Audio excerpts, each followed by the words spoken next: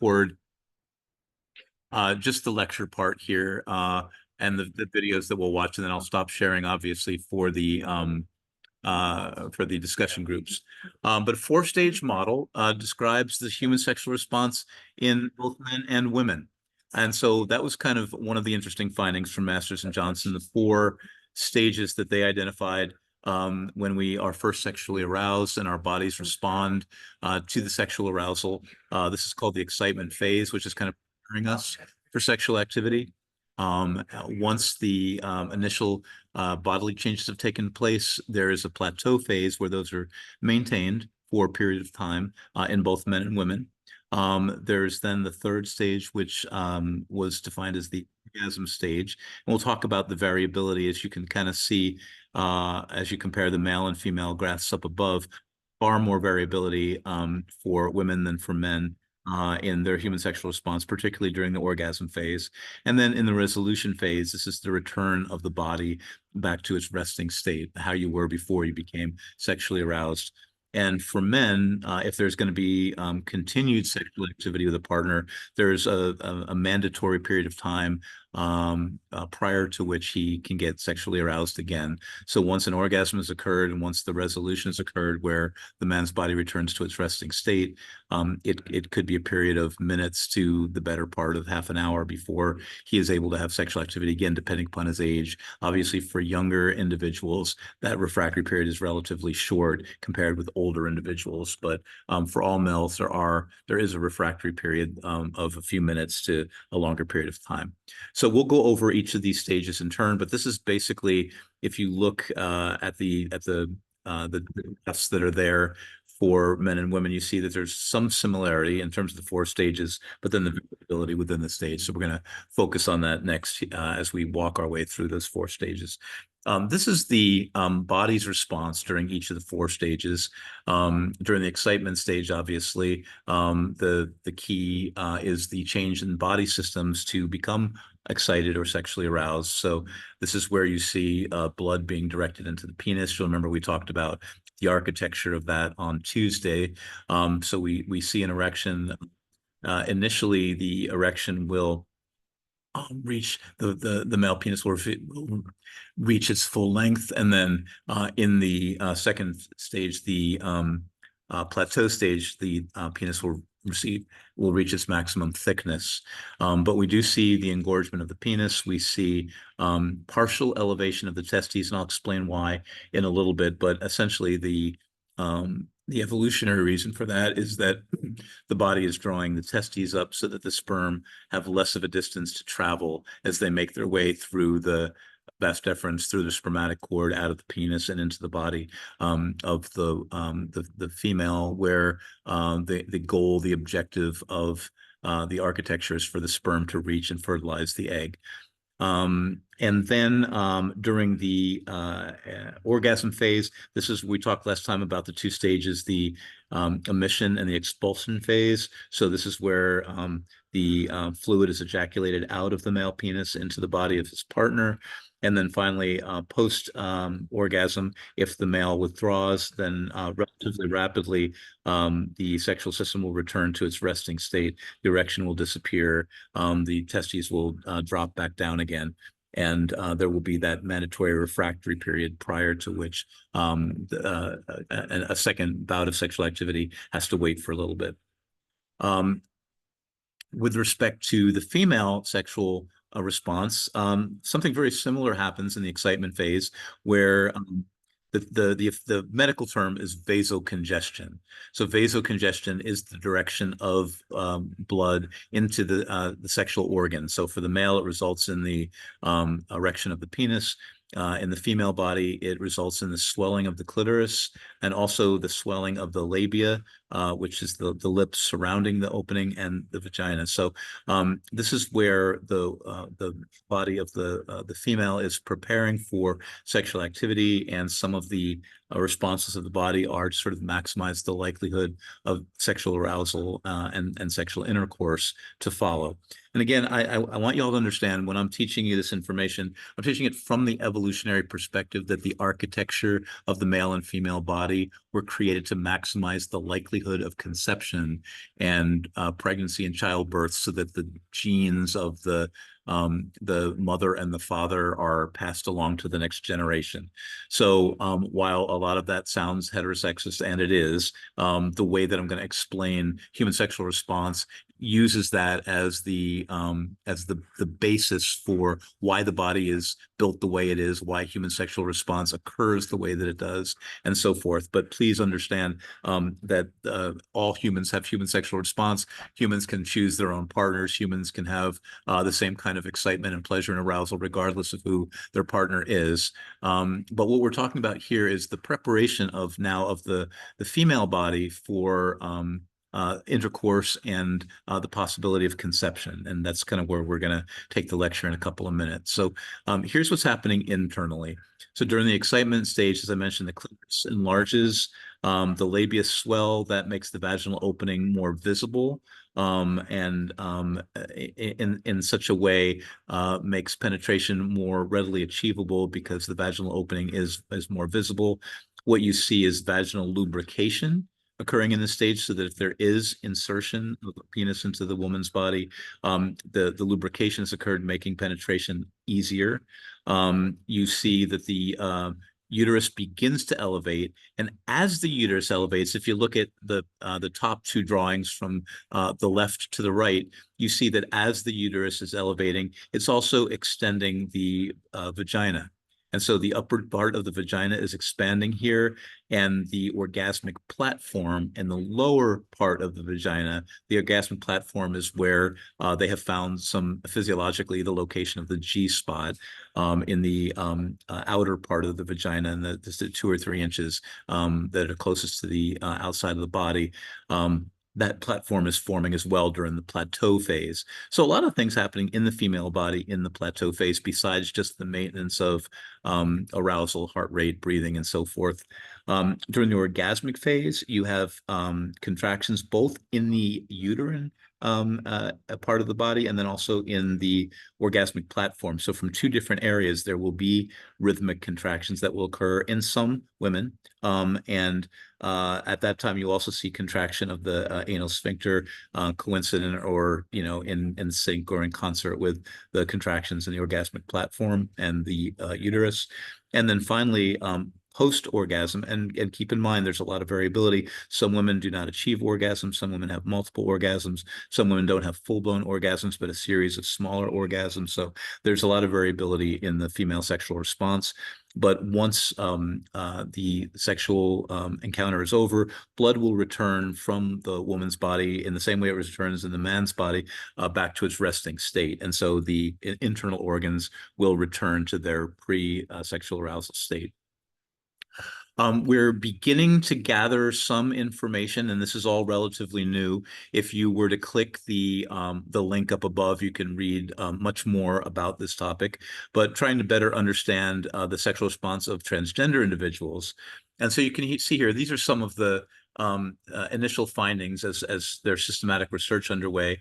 But most cisgender men show genital arousal to one preferred gender, so gay men to males and straight men to females. Most cisgender men do so, but there's some variability when we're looking at transgender individuals. So the research that's cited here, the 2021 study, asked whether the genital responses of transgender men followed their female birth sex or their male gender identity. So that was one of the initial questions that was posed. And they measured depending on their surgical status. So for transgender men who had a penis to measure, they were able to use the penile gauges or otherwise use the vaginal measures. And they were assessing sexual arousal.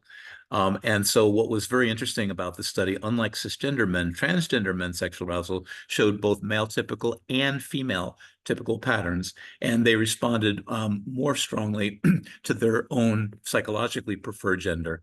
So we see more fluidity, more flexibility in transgender men than in cisgender men. And they did respond to both genders, regardless of what their preferred gender was. And so in this way, the sexual response was a little bit more similar to cisgender women who tend to respond to one or the other. So, this is still relatively new research. That was the findings in terms of transgender men. In terms of transgender women, these are some of the initial findings that have come out with the presence of estrogen shrinking male genitalia and decreasing the production of semen. Some transgender women who have gone through hormone therapy report changes in terms of their whether or not they experience multiple orgasms. And some trans women anecdotally report that progestins may also increase. So, all of this is relatively new. There have not been the replicated studies yet, but we are, becoming to better understand what sort of normative responses are. And remember what we talked about when we were talking about the male and female systems on Tuesday. Variability is going to be probably as common as a normative response. So when we talk about normative responses in transgender men and transgender women, all that means is the types of responses that more than half of people have, but there's going to be a lot of variability that you'll see in transgender responses as well. But for those of you who are interested in some of the early research, it's here, and you can get at some of the studies through the individual links that I provided. So that's sort of a relatively rapid tour through the human sexual response. What I have here now is sort of a drawing, if you all can see, that this is sort of in some of the physiology textbooks that they use in medical school to try to explain a little bit about the way that the male and female sexual systems come together in order for conception to occur. We're actually going to see some relatively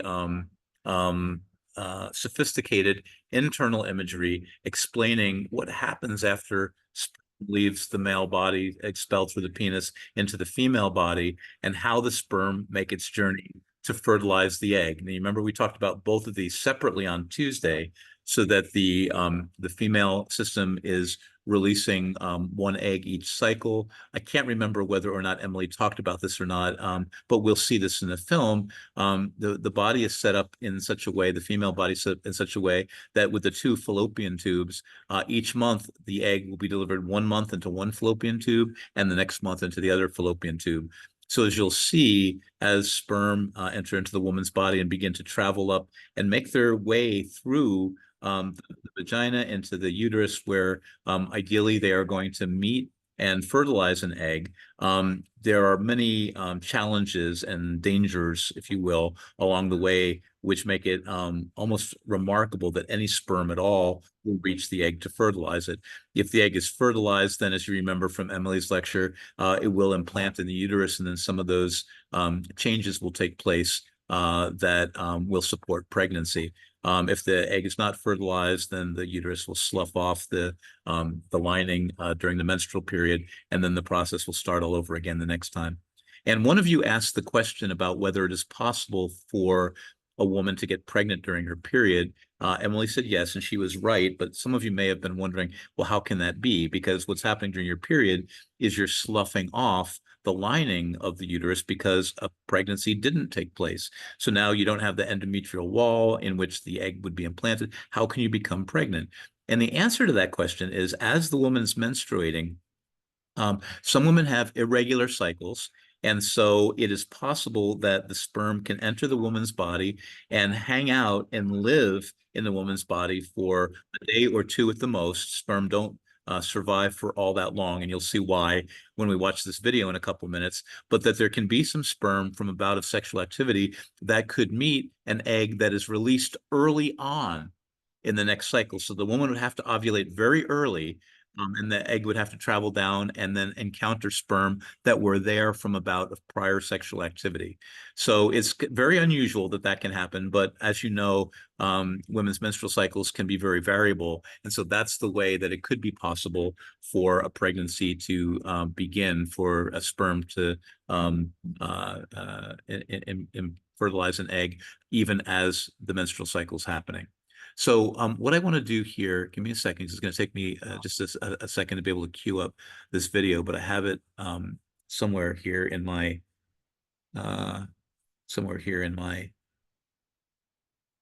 collection of let's see. So I don't want the screen. Be patient with me for just a minute. I practiced this before the class, but no, we don't want that. We want the basic. So why am I having trouble? It's not here. Although I do want to definitely do that.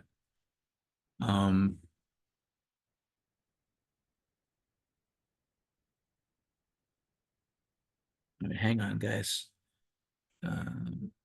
So the video I'm going to have us watch is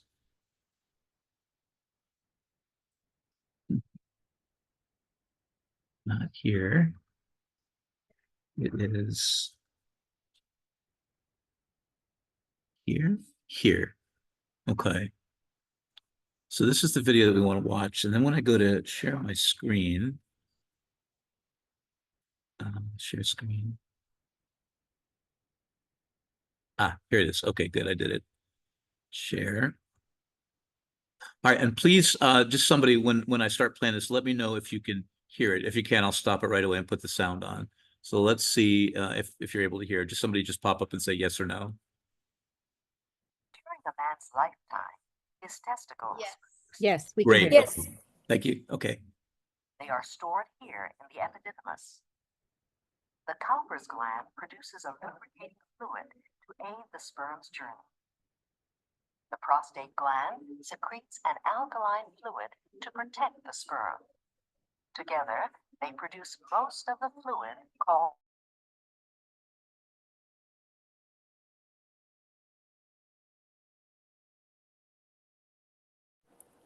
Excuse me, Professor, we cannot hear it. I'm sorry, you can't hear the video? prostate Yes, like in past 10 seconds. out of the man's We can until you mute yourself, and then the video audio stops too. Perfect. Okay, I won't mute myself. Thank you very much for telling me. And I Yeah. do have the captioning on too, but I won't mute myself. So, okay, thanks. are traveling up to the man's body from the outside.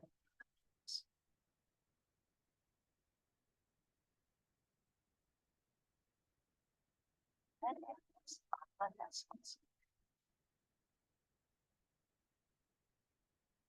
The black spots are calcium deposits.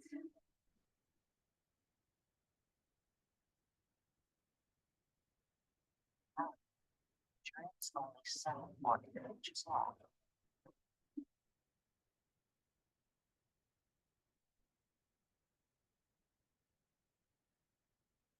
Ahead, the red area is the opening to the bladder. During sexual arousal, the valve here stops urine from entering the urethra. The valve is now open.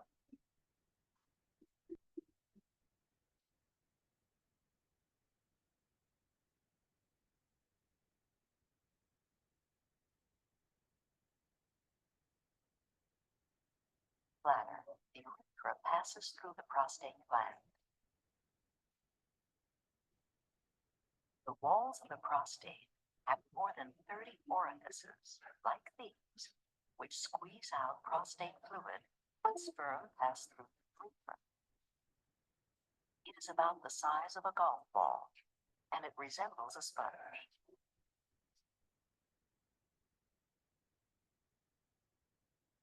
Inside, it is filled with the small cavities which produce the fluid.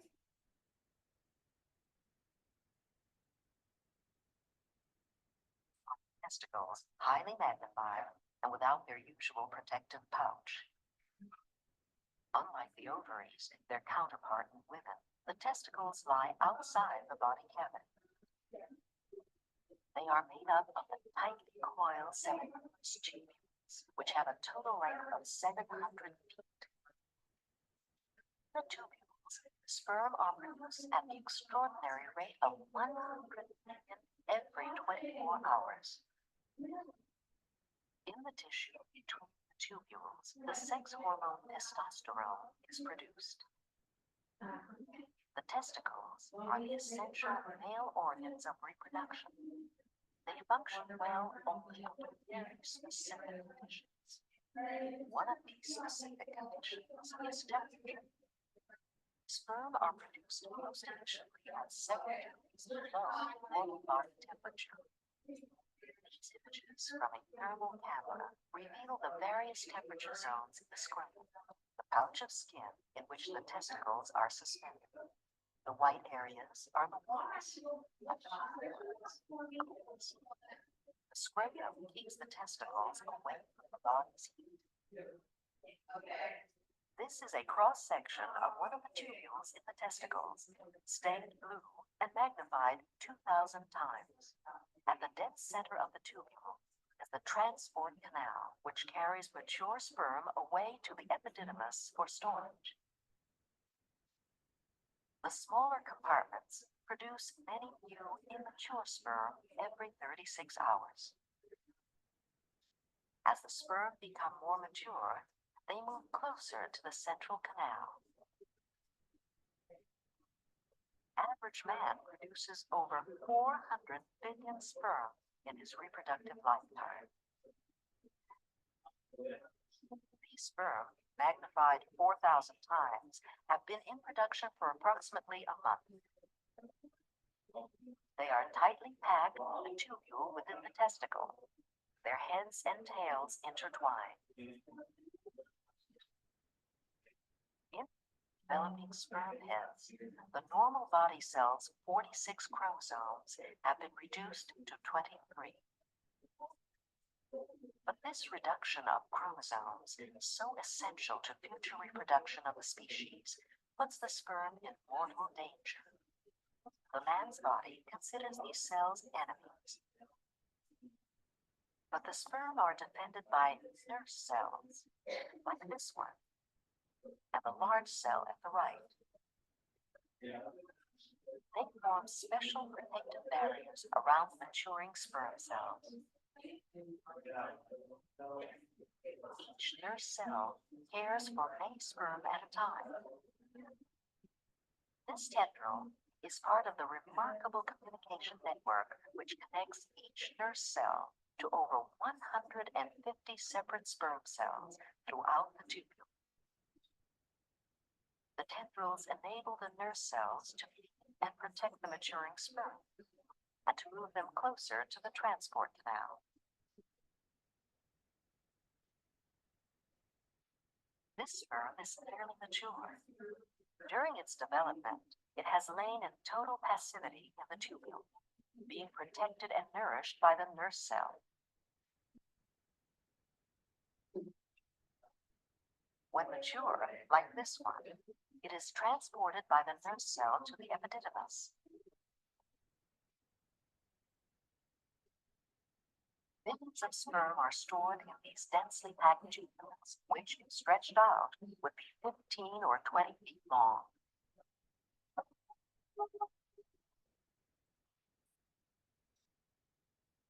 The mature sperm in the epididymis will pass out of a man's body through ejaculation 200 to 300 million at a time. Or they will eventually die and be reabsorbed. These sperm carry the man's genetic material, and they are fully mature. But they are not yet able to fertilize a woman's egg. They do not attain that ability until they are actually far up inside the womb.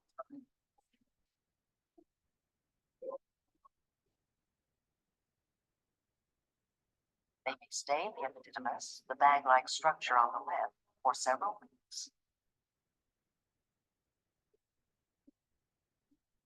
While here, they develop the ability to swim. A sperm propels itself by means of a long tail, a flagellum, which lashes vigorously from side to side. This extraordinary activity has but a single purpose: to deliver the genetic material in the sperm's head quickly and precisely to the woman's egg. On the tip of the sperm's head is a layer of enzymes and enzyme inhibitors. The inhibitors preserve the enzyme, which will be needed later to penetrate the surface of the egg. This is how the sperm's head looks without its enzyme cap. The material of the head itself is loaded with the actual genetic information which will be transmitted to the egg. These are the strands of DNA which will be transformed into chromosomes. This is one of the many fuel packets arranged along the midpiece of the sperm. The fuel consists of sugars, which is converted into energy for the sperm's locomotion. The propulsion system of the sperm's tail is made up of a bundle of cords or filaments. The filaments are covered with thousands of tiny hooks. As the hooks intermesh, the whole bundle begins to bend, and the tails of the sperm begin to whip around like this. It is a primitive but highly efficient system of propulsion.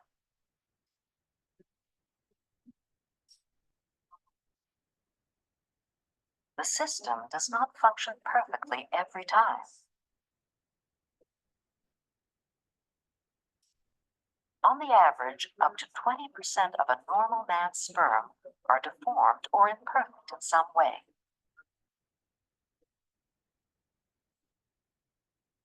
Perhaps one reason why a man produces so very many sperm is that so very many things can go wrong with the sperm themselves. They may have 2 tails, like this one. Some even have 3 tails. In another common deformity, the heads of these sperm appear to be severed from their tails. This sperm has been attacked by bacteria.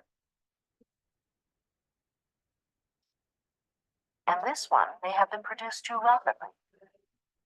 It will never complete its development.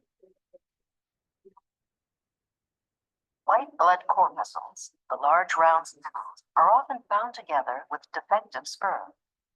Their presence indicates the likelihood of infection, fever, or even a common cold. Most of these sperm deformities could have been caused by just a slight elevation in the temperature of the testicles. Environmental conditions, too, often damage sperm production. Overcrowding, stress, smoking, chemical pollution of air and water, occupational hazards, radiation,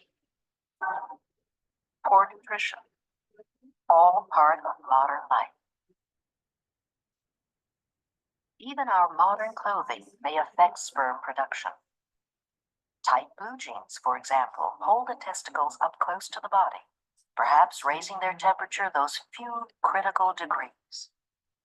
But in spite of such obstacles, human beings have been successfully reproducing for millions of years. Since the first organisms swam in the sea, the cycle of life has been continuous, fueled by the need and the drive to reproduce.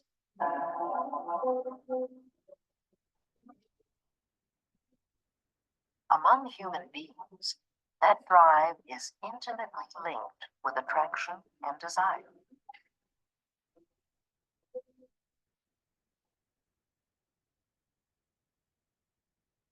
Affection and romantic love may initiate the dance of courtship, which may lead to conception.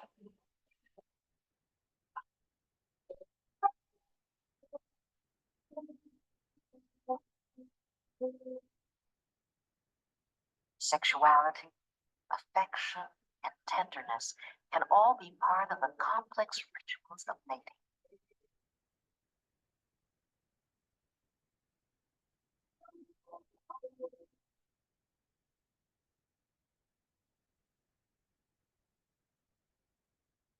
Desire and physical love possess a silent language all their own that signal partners' readiness to each other. The eyes are part of that silent language. Stimulate and excite special nerve cells in the sexual areas throughout the body. The skin, too, is part of the silent language. It is amazingly sensitive and responsive to the touch. It contains millions of these sensory receptors, which, when stimulated, direct messages of sexual arousal to the brain. Many of these are concentrated in the body's most responsive areas, the erogenous zones.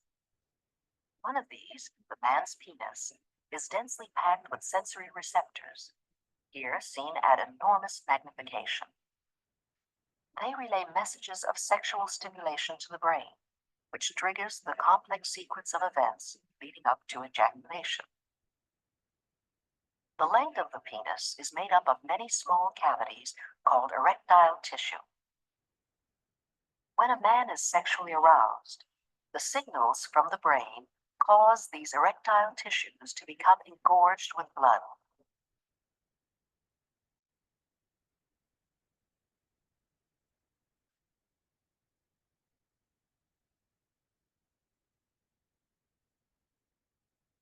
As we can see in these images from the thermal camera, the sudden flow of blood to the penis raises its temperature.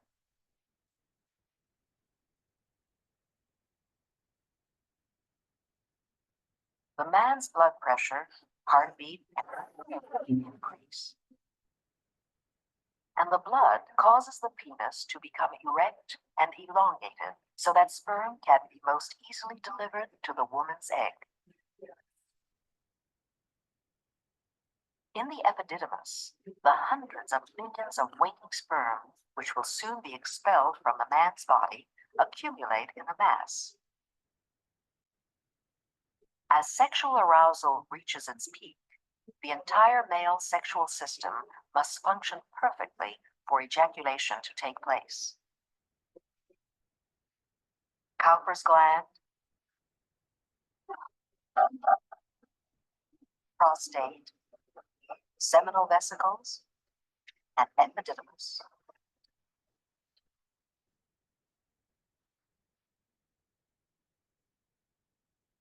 This is the actual journey made by the sperm. At the climax of sexual arousal, the man's nervous system triggers rapid involuntary contractions of the muscles in the walls of the epididymis. These propel the sperm up into the man's body along this tunnel-like tube, the vas deferens. The sperm themselves travel the distance, a little over 12 inches, in only a few seconds.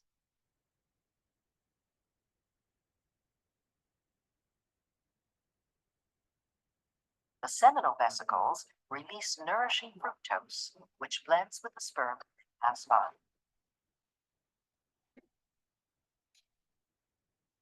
They excrete prostate fluid. The blended semen of its total volume is actually about 1/2 a teaspoon.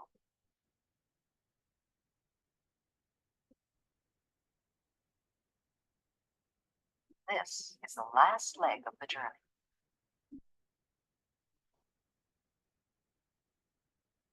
The semen containing the sperm is forced out through the penis by the man's muscle contractions.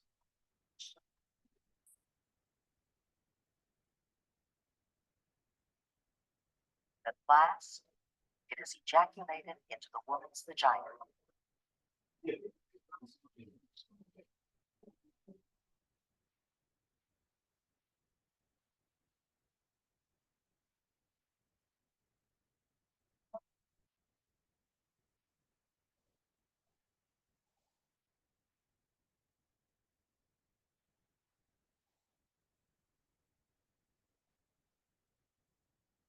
As the semen enters the woman's body, it immediately slows down in the blankets.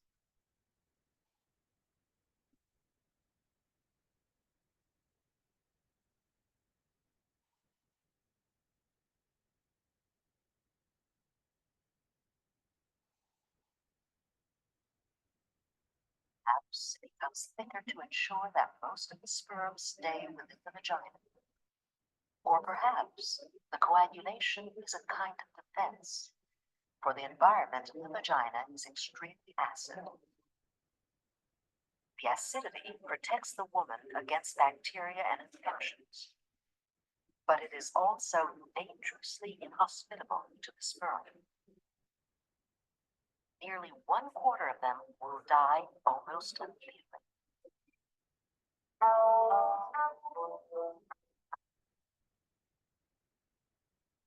About 20 minutes after ejaculation, the semen becomes again.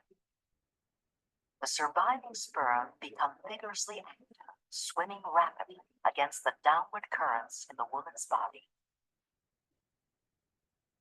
There is great urgency, for the sperm will remain viable, able to fertilize for only 28 to 48 hours.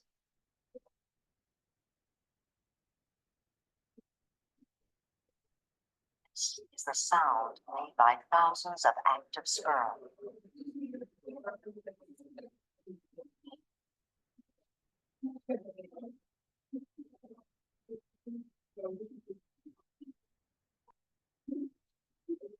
The sperm's great activity has but one goal: to find and fertilize the egg.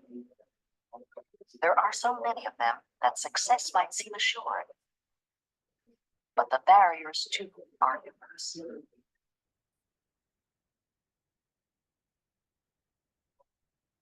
The high percentage of defective sperm has already lowered the odds.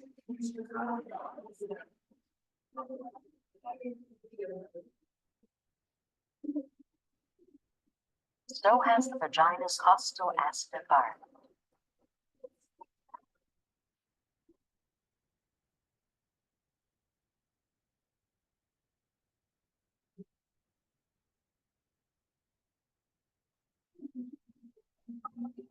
The woman's own defense system attacks the sperm.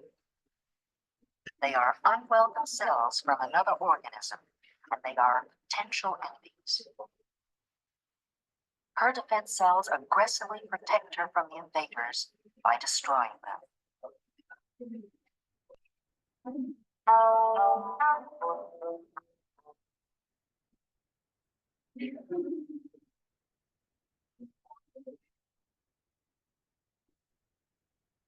The sperm are programmed to seek the egg, but some of them try to fertilize the first round object they find. In this case, an ordinary body cell.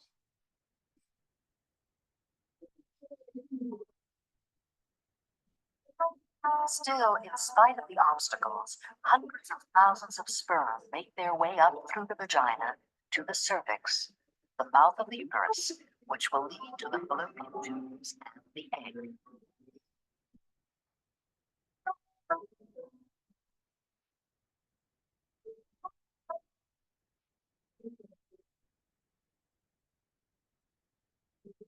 The cervix secretes strands of a special fluid protein called mucin.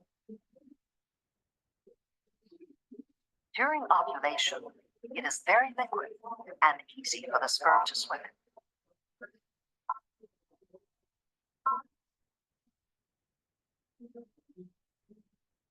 The strands of mucin provide tiny channels, less than 1/100th of a millimeter wide, directing the sperm closer to their objective.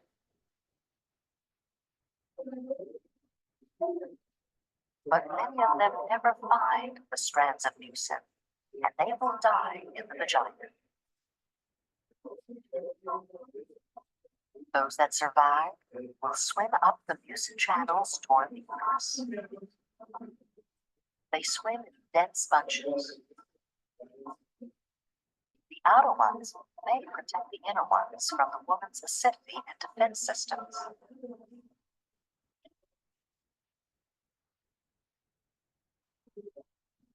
Once inside the cervix, The sperm continue on their journey. Some remain here, perhaps to provide a backup for those that continue on. The rest proceed up through the cavity of the uterus in search of the egg.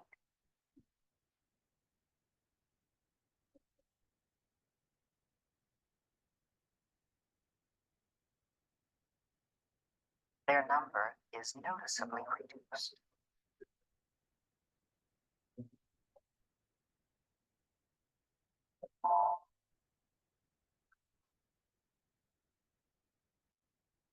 Here, from inside the uterus, we see the openings to the two fallopian tubes.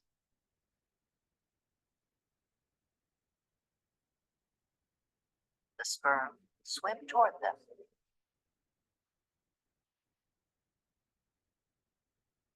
One leads to the waiting egg. The other to an empty.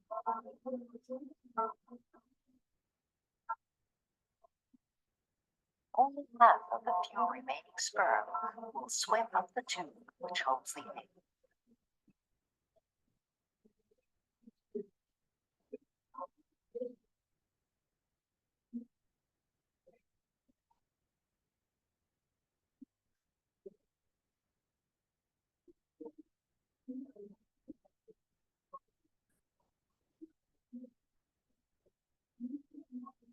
The tubes are lined with millions of tiny cilia, the same cilia which helped draw the egg from the ovary toward the uterus at ovulation. These cilia sway constantly, creating a gentle downward current that the sperm must swim against.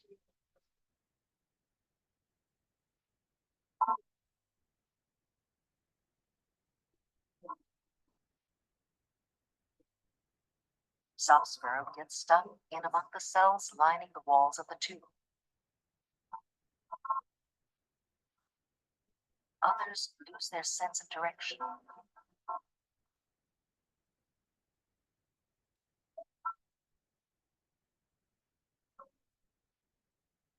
During this part of the sperm's journey, the layer of enzyme inhibitors at the tips of their heads is slowly being worn away. The sperm are fully capacitated and able to fertilize the egg, if they ever encounter it.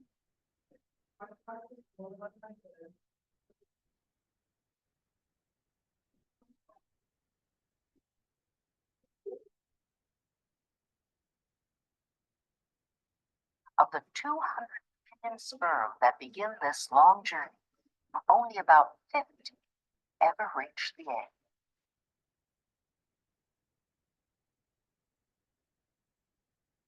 The egg is surrounded by two layers of the nutritive cells which have nourished it on its journey in the fallopian tube. The sperm immediately release their digestive enzymes to break through these protective nutritive layers in order to reach the egg itself. At best, only one will eventually enter and fertilize the egg.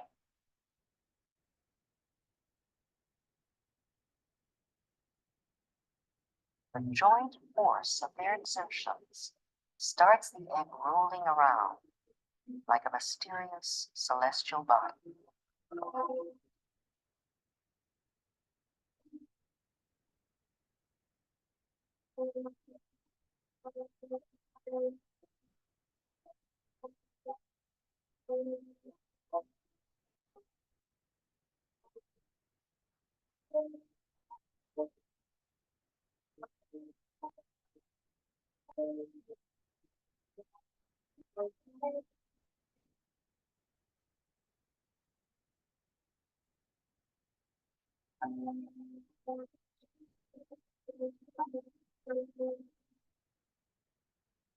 All the while, the sperm are dissolving their way through the egg's outer layers.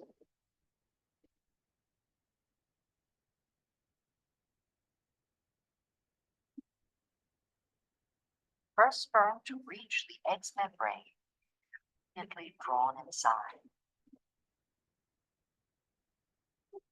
This is the tail of the penetrating sperm seen from the surface of the egg at enormous magnification.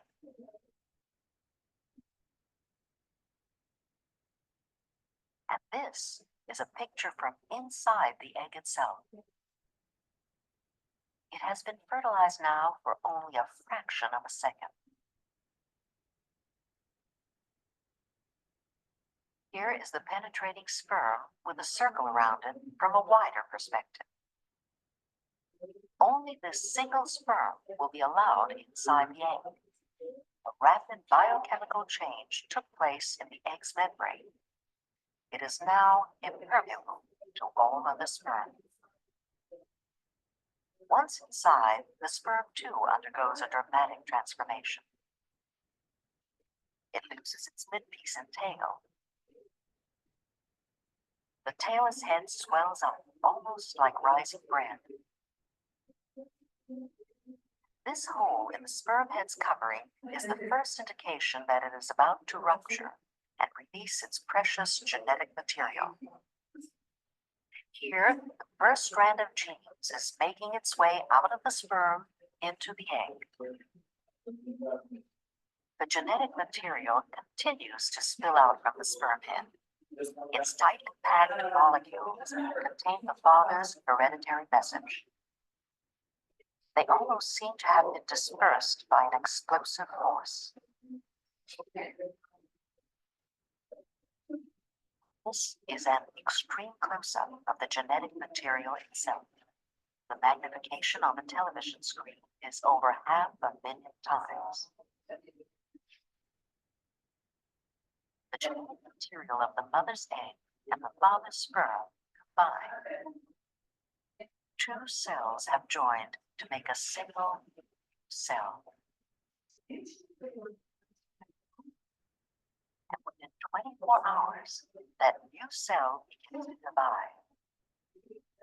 These early cell divisions of the human embryo have never before been filmed.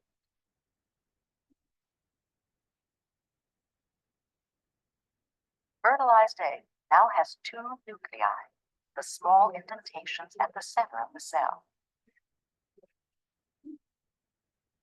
The first division of the egg is beginning.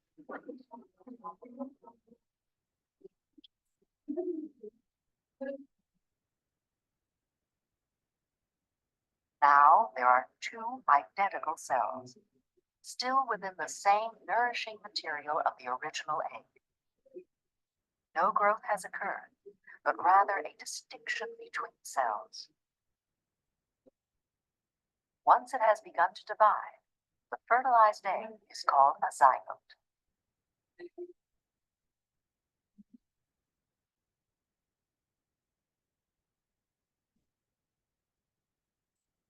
Now there are four cells.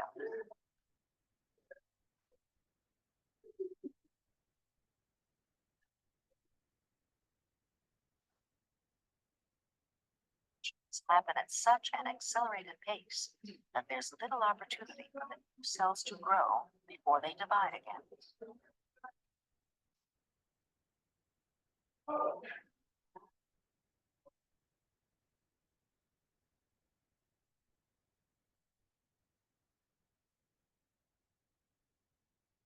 Now there are 8 cells.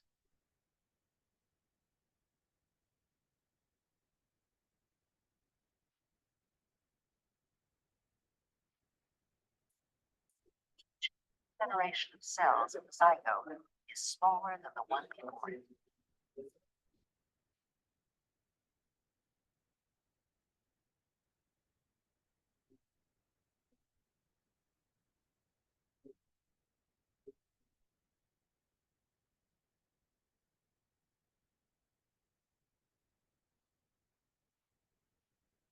Another division. And another.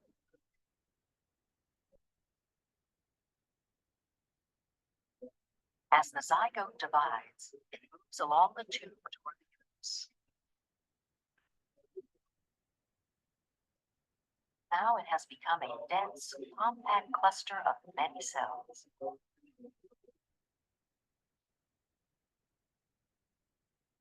And after 5 days, it is called a blastocyst. It is still no bigger than the original egg. Its center is filled with liquid.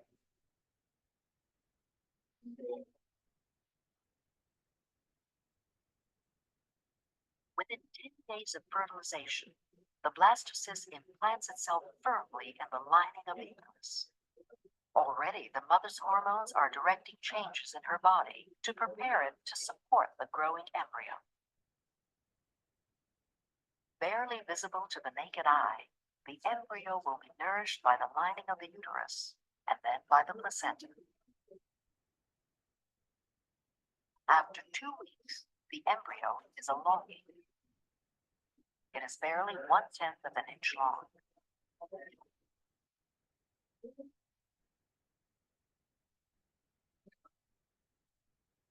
At the top, what will become its head and brain.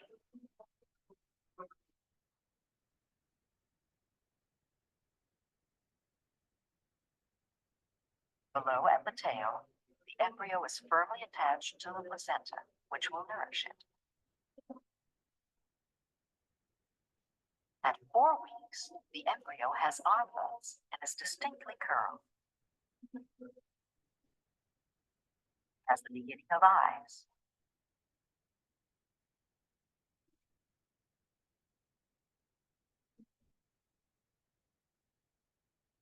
At 5 weeks, the nose begins to take shape.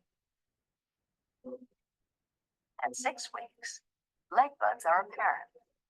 The embryo is less than half an inch long.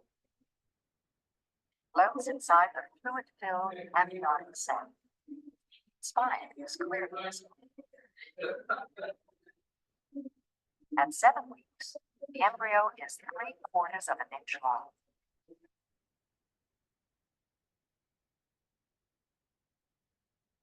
And move its hands, for which there are clearly defined fingers.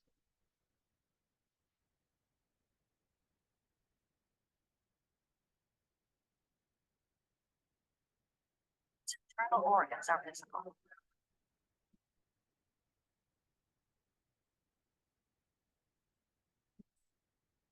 The eye is up.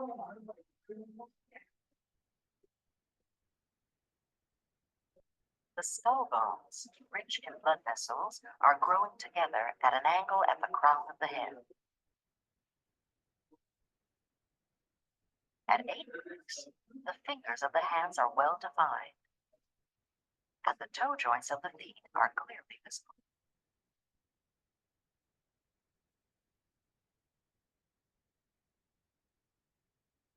At about 10 weeks, the embryo is considered a fetus. It can move actively. There is a suggestion of ear. It is 2 inches long, and it still has the stump of a tail. At 11 weeks, it is 2.5 inches long. At 12 weeks, 3 inches long. Here, the umbilical cord, connecting the fetus to its food supply. By 14 weeks, it can bring its hands together and suck its thumb. By 15 weeks, the sensory organs are nearly completely formed. And by 16 weeks, it is actively turning inside the mother.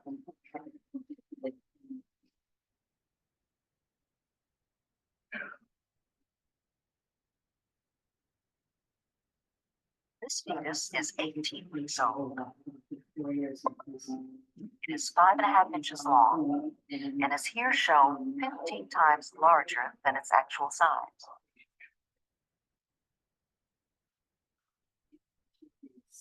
Its mouth and lips are fully formed, and it has the strange nasal plugs whose purpose is not yet understood.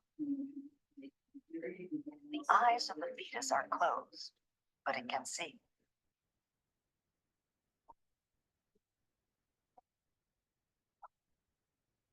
Its sound is made by the fetus as it breathes in the amniotic fluid what is known as fetal respiration. It brings the fluid in through its mouth and then breathes it out again.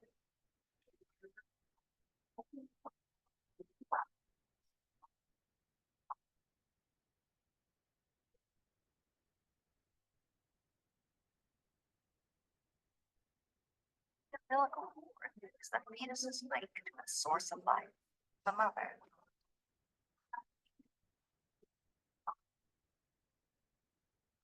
Here are the fetus's sex organs.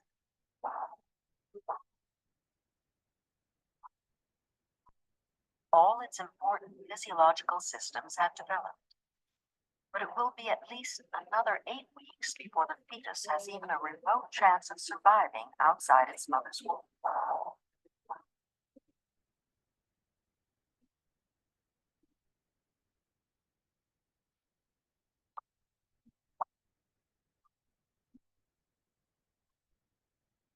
Whatever signals the beginning of birth is still a mystery. But when the fetus is ready to be born, the uterus begins its powerful contraction, and the process of birth begins.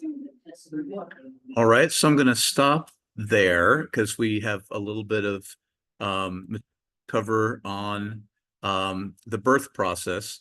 I'm glad that we have a recording of that. So those of you who are interested in, you know, sort of the age at which certain things happen, there's a lot of conversations nationally about viability of the fetus and when certain things happen. So you've got all of that recorded in this documentary that is going to be shared, and you can, you know, for your own interest and purposes, refer back to that. But what I want to do is I want to walk us a little bit through the process from the perspective of the mom. So this is kind of where we left off. You had a chance to see some of the challenges sperm face along the way in reaching the egg to fertilize it, what happens post-fertilization, the progression of the pregnancy. And from the perspective of the mother during the pregnancy, typically a mom knows she's pregnant because she's missed a period. Now, one of the things that sometimes happens is that there is some spotting at the point at which the blastocyst implants at around 6 days. Sometimes women will mistake this for a very light period. So some women may not know they're pregnant. You've heard a lot of conversation about that, about the 5-week abortion ban in Florida and some other states where a woman may not even know that she's pregnant yet. And you had a chance to see how far along development is at 5 weeks. So you can kind of cross-reference that. The way that a mom typically knows that she's pregnant is through some body changes, more frequent urination, some nausea. It's not morning sickness yet, but some trouble with her bowels. The blastocyst, as you noticed, is differentiating to the state, but it's the same size as the egg. And so what point a lot of the conversation and controversy is around the point at which there is a fetal heart rate. So at 6 weeks post fertilization, the term is cardiac activity. So there is a tube that's developing, and periodically it is generating electrical impulses. Eventually, they will coordinate into rhythmic pulses, but it's not a heart rate in the truest sense at that point. It's only at around 10 weeks that the embryo from the film you saw is called a fetus. And there is a structure beginning to develop that connect to the lungs in what would begin to resemble a heart. But again, you can refer back to the film. It's around 17 to 20 weeks when the 4 chambers of the heart have actually developed and can be detected on an ultrasound. And that's the point at which the heartbeat is accurately referred to. So some diffuse activity in what will become the heart earlier on, but somewhere between 17 and 20 weeks when the heart has been fully formed and developed. During this period of time, regardless, the mom is being encouraged to be getting regular checkups. As she enters into her second trimester, she still is not showing yet. So it's really during the second trimester when you start to see the growth of the fetus. There's a lot of differentiation, right, during the first trimester, but now the actual growth of the fetus will begin in the second semester. The uterus will stretch. So there's a question on Tuesday when we were talking about whether the drawing was the actual proportions, and it was a bit off there. But the uterus does have the capacity to increase greatly, and it does during the second trimester. You'll begin to see externally some stretch marks on the mom's body, and it's around 4 to 5 months that the mom first begins to pick up movement and feel the fetus moving. So about 4 to 5 months post conception is when you'll feel some fetal movement. At around that time, moms begin to have some frightening dreams as there is very clearly a life inside of them. Men, the father of the baby with pregnant partners, have a lot of different emotions that they report, feeling jealous, feeling fascinated, attracted, repelled, and so forth. So men are undergoing a lot of emotional changes too, nothing like what the women are going through, but they are paying much more attention to the pairing of the male and female for couples that are living together. We know less about the reactions of women who have pregnant partners. So there's a lot more documented about the reactions of men with pregnant partners, but the reactions of women with pregnant partners, a little bit farther behind, lagging behind in terms of research. Fine to be having sex through most of the pregnancy, actually certainly fine in the second trimester, although the recommendation is not man on top because it'll sort of be a little bit uncomfortable. Definitely with woman on top or lateral entry is fine for sexual activity during the second trimester. In the third trimester, the uterus is now becoming a bit firmer. Remember, we're going to be delivering the baby at some point during this third trimester. Baby's definitely moving around. The mom gets used to the baby's activity. Some infants will be more active at certain times of day. And the baby can sleep for several days at a time. I remember with our firstborn, she would sometimes sleep a couple days at a time after she had begun moving. The first time we got a little bit concerned about that, checked with the doc, who said, no, the babies can sleep for a day or a couple days at a time. Just because they're not moving doesn't mean there's anything wrong there. And we became accustomed to that with both our first and our second child. There will be some of the bodies beginning to prepare itself for delivery. They're called Braxton Hicks contractions. It's false labor. It doesn't mean anything's about to happen. It's just the body beginning to practice and get ready for the delivery. And at this time, the baby begins to drop a little bit. So you can see in the drawing there, the baby's head settles into the pelvis, which is good because it takes some pressure off, but it's also now closer to the digestive tract and to the elimination. And so moms might feel some constipation at this point as the baby's moving down. Still okay to be having sex all the way through up until about 6 weeks before the baby's to be born. Rear entry is still better. And there's some fear or concern that women have that an orgasm will cause the beginning of labor. That's not a thing. The only thing that really is a good idea to stay away from is if there's oral sex going on. It's important not to blow into the vagina because you can get some air bubbles in there that could potentially be problematic for the fetus, but everything else is fine. Far less known, but beginning of research on transgender pregnancies.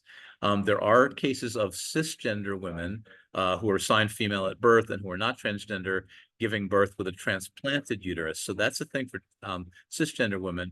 Most transgender people giving birth right now are those born with a uterus, including women, transgender men. And so at this point, we're still very early on in the process of figuring out what is possible. We know that egg quality and quantity are similar between transgender men and cisgender women, and that ovulation can stop when taking testosterone. I think we might have had some conversation about that on Tuesday, but the egg reserves don't go away. They don't disappear. So while ovulation may stop, the eggs are still available, and taking testosterone doesn't cause sterility. So trans men can still conceive. If a trans man stops taking testosterone, his menstrual cycle can recommence in about 6 months' time. For the labor process, the contractions are starting to become more intense and frequent now. And one of the things that many women will report is right when their bodies are getting ready to deliver, they will feel this sort of surge of energy. And there's so many case reports of women who were like painting the nursery and doing all kinds of things around the house, the day before they were getting ready to go in for labor. So some kind of wisdom of the body. But when the hospital, it's time to sort of check in is after the waters break.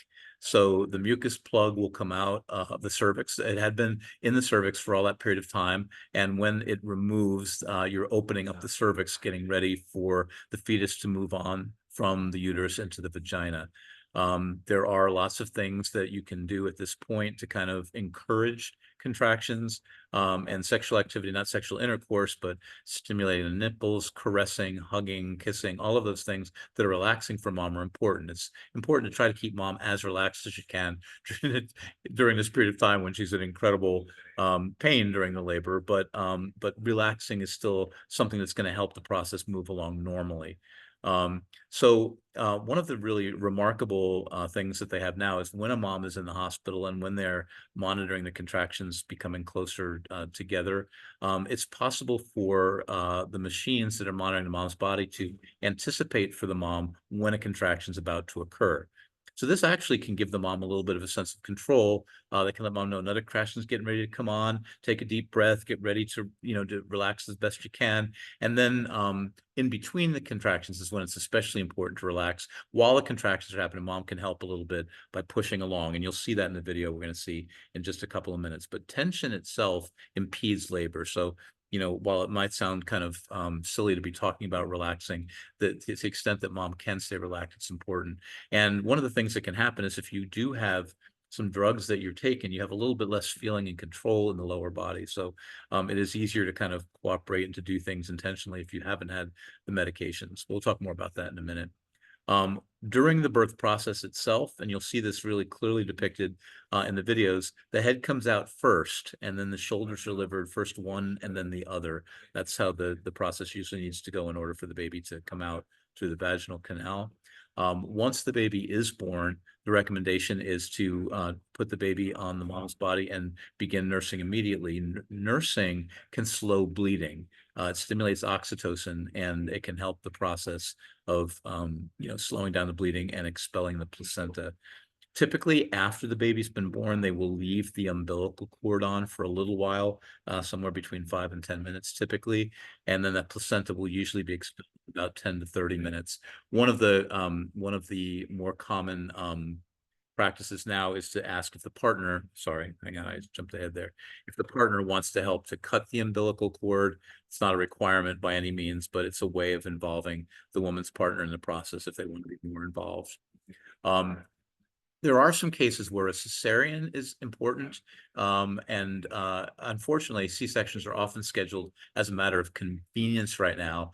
The sort of estimates are that as many as 70% of all C-sections are unnecessary, but they are necessary in cases where a baby might be a transverse lie, which means that they're lying side to side as opposed to head down.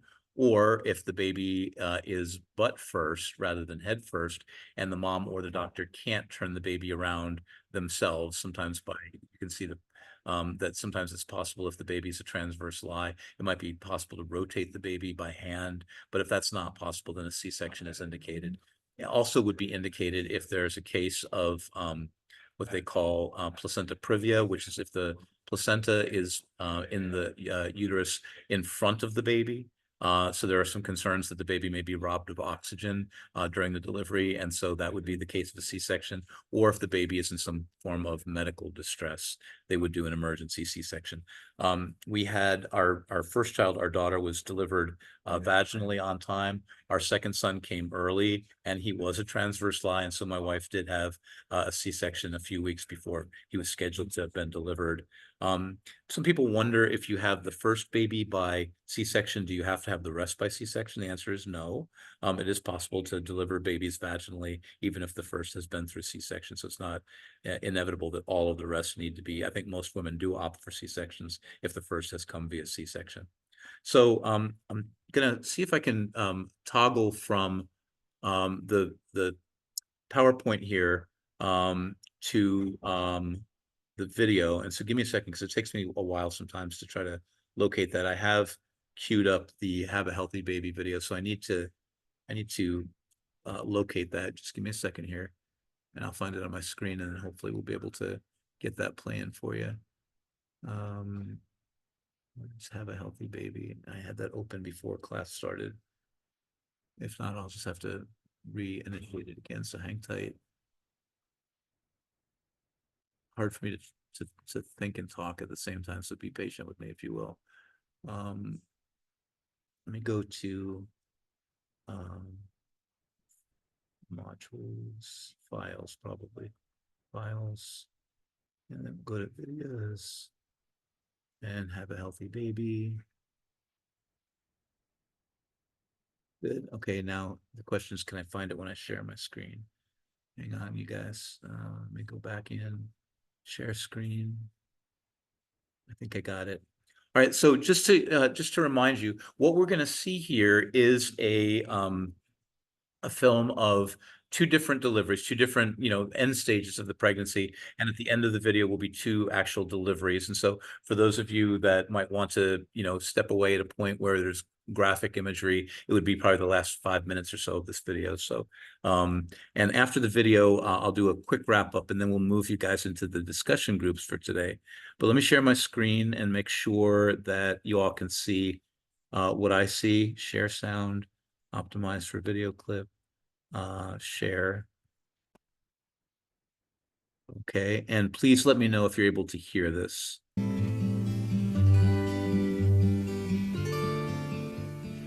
What are you hearing? I don't hear anything in there. No. No. What's wrong? Mm. Wait, put it right here. Here's something funny. Put it right here. I don't think it's up there. Maybe right here. That's where I heard some things. Who's breathing? The baby. It breathes like a girl, so it's gonna be a girl. You think it could be a girl? Breathe like it. This will be boy or girl of some type there. And that'll be our fourth and probably our last child. So the main thing, like I said, he is the main help because he gives me that what I want, to stay relaxed, that I don't have to scream and say I want something to ease the pain.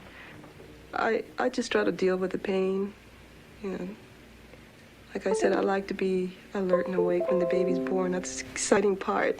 I'm excited to see what the baby will look like, who it'll look like, what size, and everything, making sure it has everything that it's supposed to have. I'm scared because I don't like pain, and I'm wondering how painful it'll be. I mean, I don't know. I've never had a birth before. Right now, it's like I realize, it's there and it's alive, and I'm watching her, and I'm really concerned for her. And then as the baby comes out, then I have something tangible, to look at. The baby grows within the uterus, which stretches as the baby gets larger. In the last few weeks before birth, the baby is normally in a head-down position. Baby's head is right down there, real low, though. Okay. And so that's why you probably feel those pains that you feel down in there.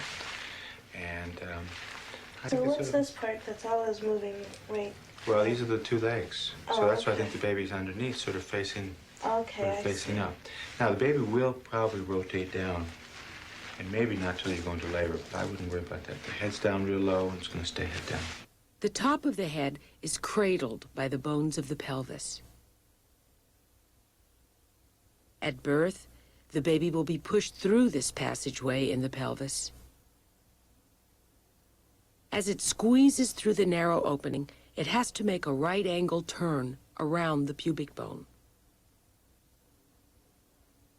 Sometime during the last month, the baby sinks lower into the mother's pelvis, making more room for her crowded organs above.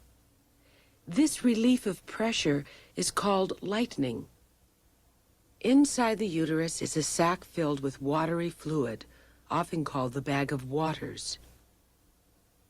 This amniotic fluid surrounds and cushions the baby throughout pregnancy. Nutrients and oxygen pass from the mother through the placenta, which is attached to the wall of the uterus, and then through the strong muscular organ capable of powerful contractions. Hard one.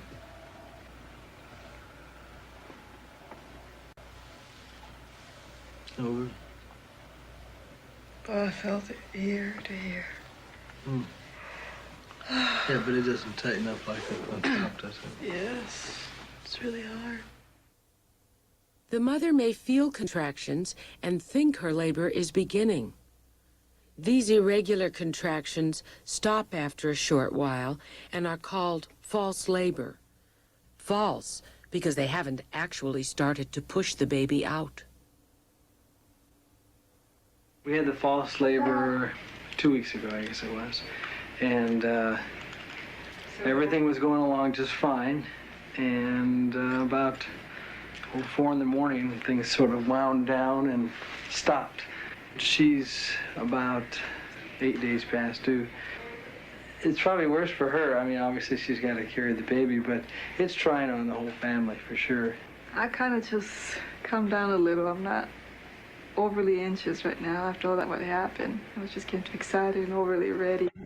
So now just letting time take its course. I'm just waiting. Then we got up at 8 o'clock this morning, and she was in all this, you know, pain and everything. And I'm like, oh, now what's going on? So it had contractions for like every 3 to 5 minutes. My back was hurting and the front, everywhere. And I lost my mucus plug. Oh, yeah. Then she shows it to me. So the baby's doing great. You know, we look for these what we call accelerations here, and you see these accelerations, you see these where the heart tone goes up. Yeah. So this is a real healthy baby. It doesn't seem like you're really contracting all that much, are you? Sort of petered out a little since I talked to you, huh? It did. When she has contractions for like a short period of time, like 3 or 4 or 5 in a row, and then it just 20 minutes, that means it's not really labor. So, be patient, and if you decide to walk, just peter out, and you want to just go home, you can just give a call and check in with me later. The contractions of true labor are stronger and more regular. Gradually, they get harder, long together. The baby at first doesn't move down very much. Before that can happen, the lower end of the uterus, the cervix, must open enough to let the baby pass.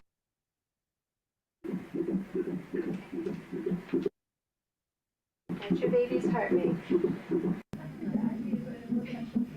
There's the baby's heart rate.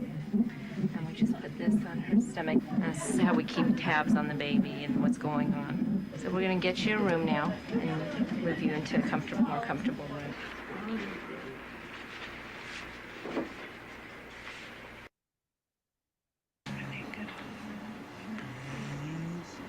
It's reached the peak already, so it's way down.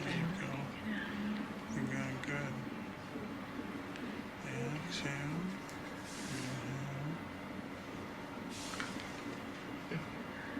You're doing good. Great, Carla. Love it.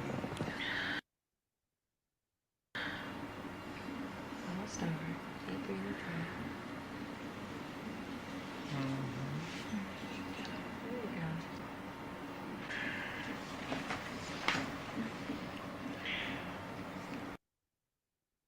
go. On pace, but what I would probably suggest is just sort of getting up and moving around a little bit. Walking, sitting up, or lying on your side helps shorten the first stage of labor.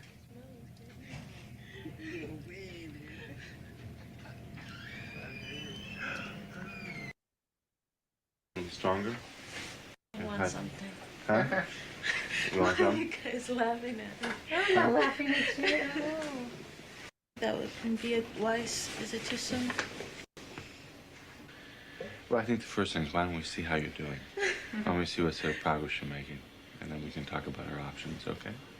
I don't really feel there's any problem if you really feel you'd like to have an epidural. Because if you're really struggling along, there's really nothing too bad about just taking an epidural. As long as you recognize that, you know, it does put some restrictions on your labor. You have to stay in bed. It may space it out. Go ahead. The other option would be to just give you something a little milder than that, just some medication through the IV. So you think about that. Maybe we'll have Beth go ahead and get your IV going, okay? Is there any questions for me before I get started? After some more time has passed, Carla and her Pressure back here for a second. Just gonna feel for the bones. An epidural is an anesthetic which numbs the pelvic area and so relieves the pain of contractions.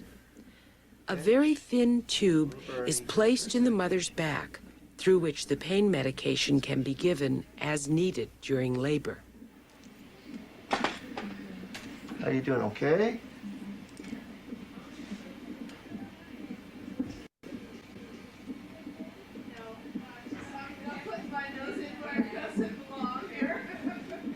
Okay, we're all done. A little bit of pressure. How's your toes? Is everything okay? They're not numb or tingling at all? Can you wiggle your toes? Yes, I can. Okay, good. So that dose is gonna last you about 2 hours, okay? And if we need to give you another dose, we just put it through this tubing that I have right here. Takes about 5 minutes to work. As long as the contractions don't hurt. Looks like you've had 2 already. You stay with him. Remember what's happening. You're working with the baby. Okay? She's coming down. He. So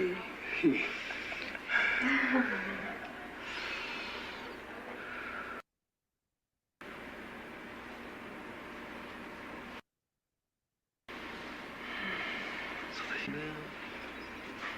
Don't run now. Okay. Sorry.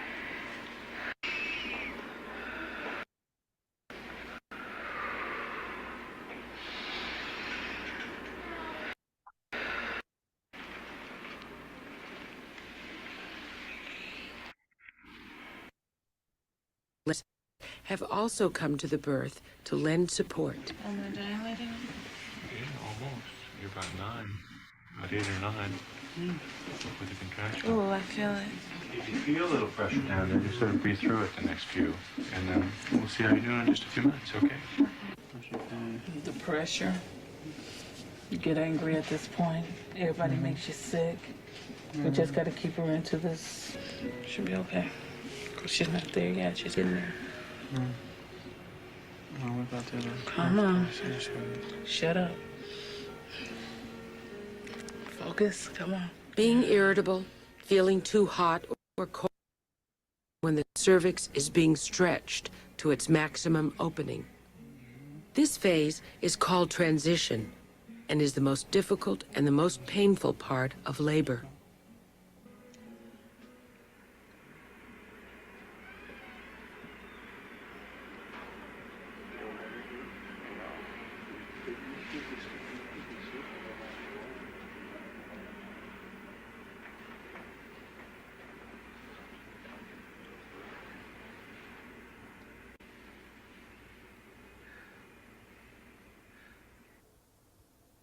The cervix is completely dilated, 10 centimeters, the end of the first stage of labor. The bag of waters may break at any time during labor. The doctor will probably break it now. The second stage begins, pushing the baby out. Push right down here. Come on. Come on, Carla. Push.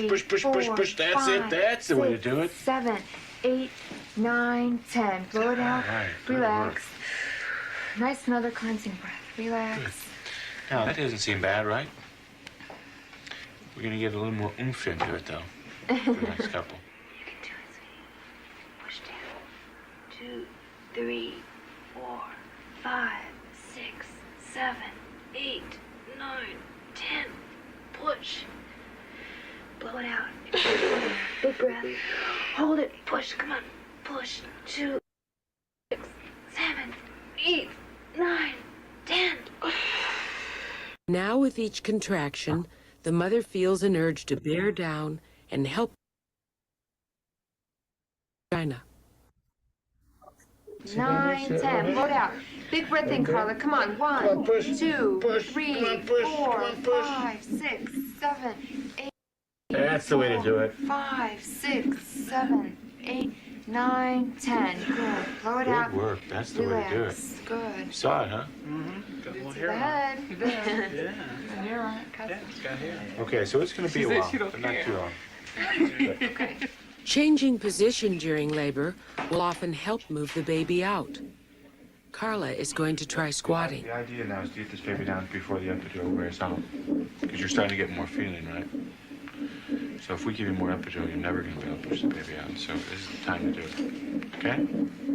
Big breath in. Exhale. Okay, big breath in.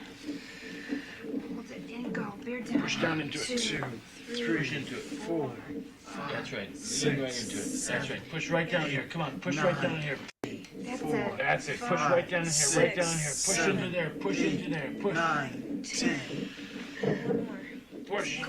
2, 3, 4. As the baby moves along, the vagina stretches to accommodate it. 9, 10. Good. Exhale. Let it go. Excellent. I can feel the difference. That was good. It's really bulging like you're pushing hard. It's a good push. Soon? Soon, I think. Good. You got to do it. What position is she been most comfortable in? Okay.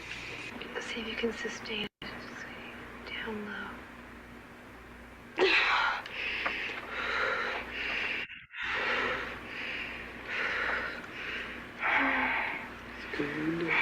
It doesn't take a lot to make your cervix open.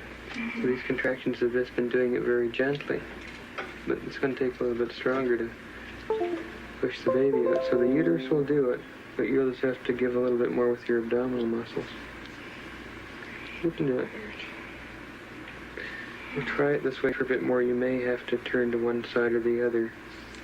Come on, really push, push, push. As hard as you can.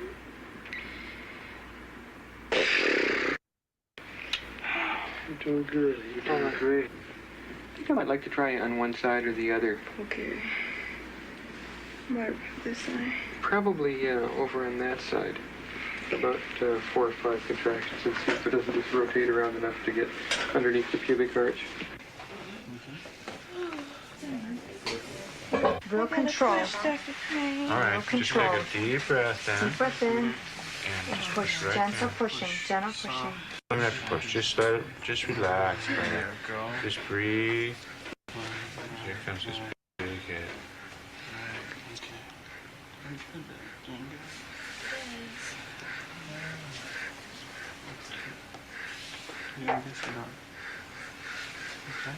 There's the head. Now the head's going to turn back.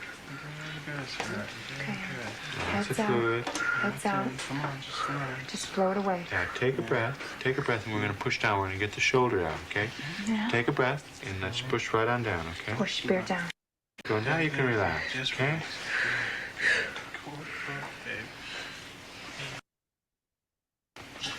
Forgot to get you the mirror, didn't we? And all this confusion. Oh. Still feeling the baby. That's the baby kicking it from the inside. Oh. Okay. Now just do some seconds. Now, take one more little push for me. One more little push. Now the baby's going to turn.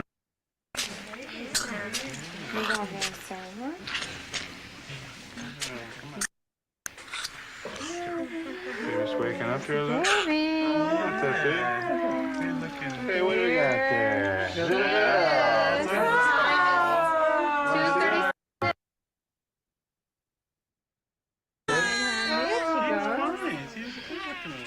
You all right?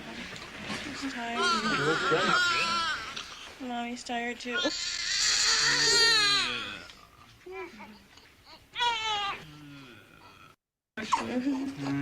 You're gonna nurse? You're gonna try to nurse him?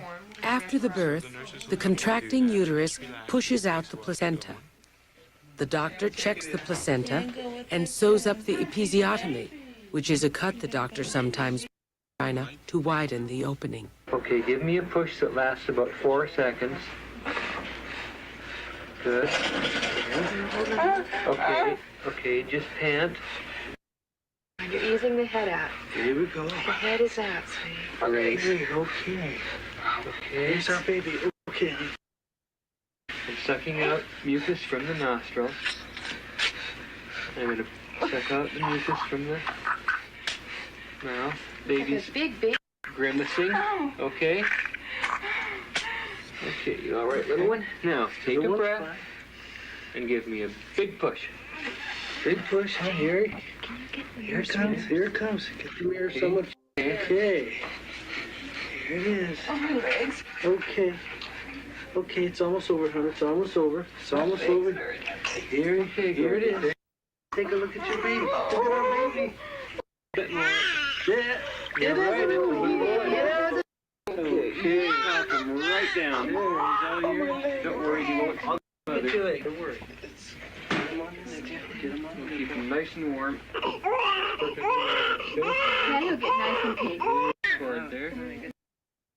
All right, so we're almost exactly right on time. I could have just left the last couple minutes, which were kind of heartwarming interviews with the parents afterward, but wanted to get a chance for you to see what the stages were and then the actual differences in method of delivery. At one time, they had in the last 20 to 25 years, they had women raise their legs with stirrups, which is like the absolute wrong position. Most babies in the history of the world have been born coming down. Women used to squat when delivering babies. That's sort of the natural trajectory of gravity for babies to come out in that way. So so what I'm going to have you guys do next, because we are kind of on time, but we want to make sure that we leave enough time for the discussion group. So this is the discussion group topic for today. And this is the first one of the regular full credit discussion groups for this semester. So a couple of the people in your group will take the lead. We won't have a report back today. So you'll take the 30 minutes or so. You'll make sure that you upload the, the conversation that you guys had with the names on it. And then from there, you can take a little break and then watch the optional videos for today, Private Dicks and Breasts, a documentary, if you want. Remember, those are optional, but you have the rest of the afternoon to watch those. So those will be available to you after the discussion group. But for now, this is the discussion group question. It's about the films and materials that we use in this course. But also it notes that there are places right here in the United States and throughout the world where these kinds of instructional tools would meet with opposition from community members. And so in the group today, it's another step in the get to know you process. So we're going to ask you guys to discuss the sexual values and customs in the cultures that you're most familiar with, and the cultures you grew up with. If you want, you can talk about spiritual and religious traditions. That's up to you. So we ask everybody to talk a little bit about their own experiences with sexual attitudes and beliefs in your most relevant cultural group. But if you just want to share a little, that's fine. This isn't like an expose where you're talking about all of the things that occurred in your lives, but just to let your group members know a little bit about what the mores were like for you as you came up. And important that all of the other group members respect one another's wanting to share a little or a lot. And there aren't any right or wrong answers, but we want everybody to get a chance to weigh in on this one, which is why we'll give you 30 minutes for your group. Everybody can take a couple of minutes to do that. And really to help every one of you just respect the diversity of experiences within your group. So this says wrap up by 3:15. That's obviously 30 minutes wrong. It's wrap up by 3:45. We'll give you 30 minutes for this. And then, sorry about that. And then after the group discussion is over, then you guys can break. And then in the second half of the class period today, we'll have you watch the videos if you would like to do so. Again, they're optional, but they're, very relevant to the conversation that we had on Tuesday about men and women's relationships with their own bodies, and a number of different people that are talking about that. So that's what we're going to do now. Mitch is going to go ahead and get you guys into your breakout groups. There's a couple of hands. I'll take a couple questions, but because we're running over a little bit, I don't want to have a lot of questions. Lauren, go ahead.